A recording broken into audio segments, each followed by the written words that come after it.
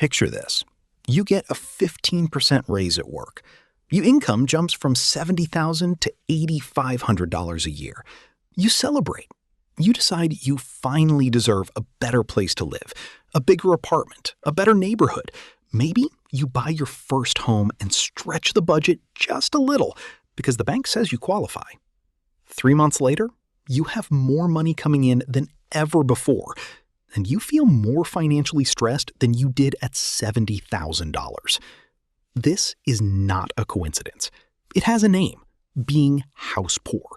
And it is the most common, most socially accepted way for Americans to accidentally destroy their wealth-building potential for the next 20 years. Because here's what nobody tells you when you sign the lease or close on that mortgage. The bank isn't on your side in this decision. They approved you for the maximum loan that still produces a manageable default rate for them. That number has nothing to do with your retirement timeline. Today, I'm going to show you what your housing ratio is actually costing you, not with vague advice, but with the real math, and the one benchmark that separates the house poor from the wealth building. My name is Joey, and on this channel, I want to teach you how to save, invest, use, and grow your money so you can have more freedom and retire earlier without depending on the government. Subscribe to the channel and like this video. Here is the current reality for the average American household. The Bureau of Labor Statistics tracks exactly how Americans spend their money. The data is consistent. The average American household spends between 33 and 40% of their gross income on housing. In high-cost metros, New York, Los Angeles, Miami, Seattle, that number regularly hits 45 to 50%. And here is the problem that almost nobody talks about. The bank is actively making it worse. When you apply for a mortgage, the lender will approve you for up to 43% of your gross monthly income in total debt obligations. Mortgage, car loans, student loans, everything stacked together. That 43% is not a safety limit. It is their sales ceiling. It is the number that maximizes how much loan they can move before default risk becomes their problem. What nobody explains is what that mortgage payment will actually do to every other financial decision you make for the next 30 years. At 40 to 45% of income going to housing, here is what your financial life actually looks like. After federal and state taxes on an $80,000 salary, your take-home is roughly $5,300 per month. You are spending $3,000 of that $5,300 on the place where you sleep. What remains, $2,300, has to cover food, transportation, healthcare, insurance, clothing, and everything else. The amount left to invest? Roughly $200 to $400 per month. Maybe. You are not building wealth, you are servicing shelter. And it feels normal because almost everyone around you is doing exactly the same thing. The house looks like wealth. 4 walls, a deed, equity accumulating on paper, it feels like an asset. But your primary residence is not generating income. It is consuming it. And every dollar above the right threshold is a dollar that will never compound in your favor. The benchmark that actually matters is the 28% rule. Your housing payment, mortgage, or rent should not exceed 28% of your gross monthly income. For total housing costs, including insurance, property taxes, and HOA fees, the outer limit recommended by federal housing guidelines is 30 to 33%. Below that line, your housing is affordable. Above it, you are technically housing burdened, and your investment capacity starts to collapse. Let's run the actual math on an $80,000 salary. Gross monthly income, $6,667. At 45% housing, $3,000 per month to housing. Investable amount after taxes and basic living, roughly $200 to $400 per month. At 33%, $2,200 per month to housing. Investable, $700 to $900 per month. At 28%, $1,867 per month to housing. Investable, $1,100 to $1,300 per month. At 20%, $1,333 per month to housing.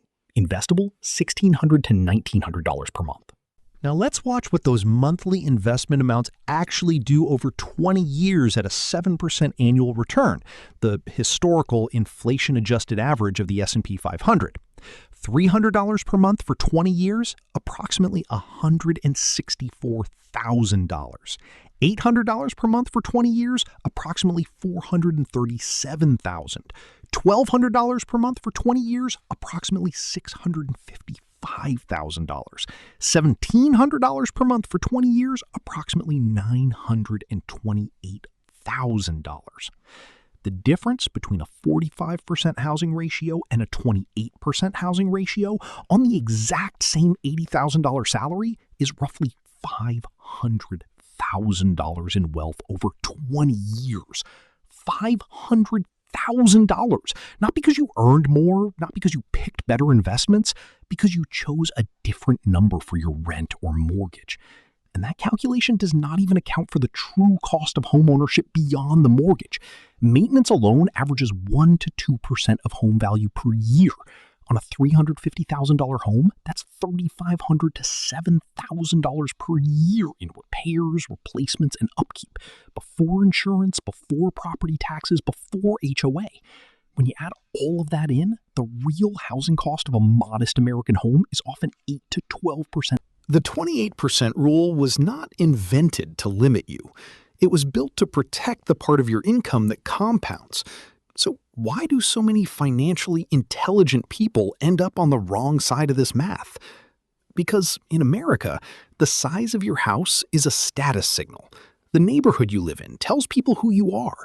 The school district, the kitchen renovation, the square footage. These are social markers that carry enormous psychological weight. And the financial system rewards you for buying in. The bank sends you a congratulations letter when you close on the mortgage. Your realtor celebrates with you. Your family is proud. The whole transaction feels like an achievement, because culturally, it is one. But here is the trap that catches even financially literate people: the "I can afford it" test. I can afford the mortgage is not the same question as I can afford the mortgage and continue building wealth. Most people only ask the first question. They can make the payment fits in the budget, the bank agreed, so it must be fine. What they are not asking, what will I give up to make this payment for 30 years? What does this do to my investment capacity?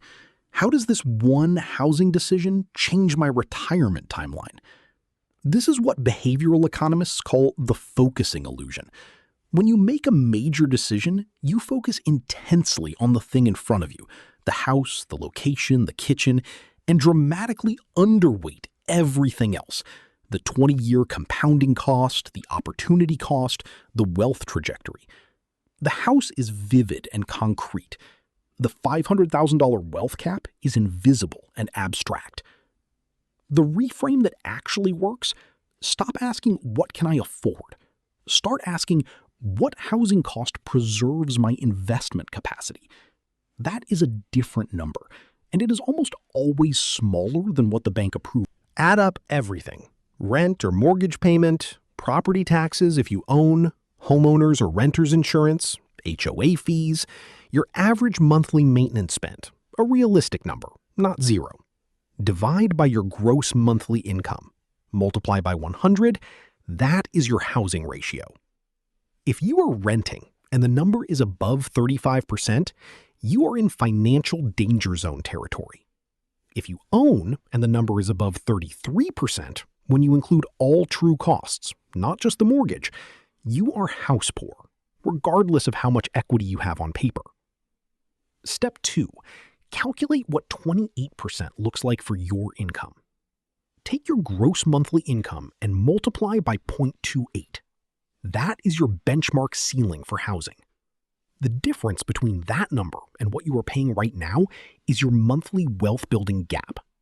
Multiply that gap by 12, then project it at 7% over 20 years.